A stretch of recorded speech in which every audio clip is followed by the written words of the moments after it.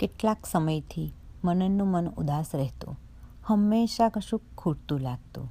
પોતાની મસ્તીમાં જીવતી પત્ની અને બાળકો કહેતા કે આ બધી તો મનની બીમારી છે, અને તેને લાગતું કે કોઈ તેના મનની સાચી વાત સમજતું નથી. દોમ સાહેબી અને ભરેલા ઘર વચમાં ભલા શું ખૂટતું હશે? વાત પણ વિચારવા જેવી ખરી.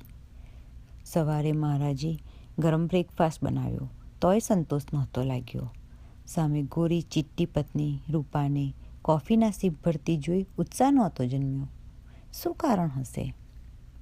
વિચારતો મનન ચૂપચાપ તૈયાર થઈ બાય કહી ડ્રાઈવર સાથે એની ઇમ્પોર્ટેડ કારમાં ઓફિસ જવા નીકળી પડ્યો. ટ્રાફિક લાઇટની લાલ બત્તી સામે એની કાર અટકી ગઈ. મનનની નજર સામેની ફૂટપાથ ઉપર ફેલાયેલા વાળવાળી મેલો ઘેલો સાડલો પહેરેલી સ્ત્રી ઉપર પડી, જે સામે બેઠેલા પુરુષને ટીનના ડબલામાં કાળી ચા અને ચૂલા ઉપર શેકાતો રોટલો ભાવ કરીને આપી રહી હતી.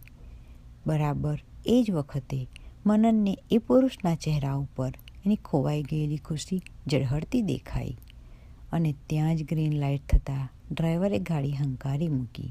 રેખા પટેલ, વિનોદિની.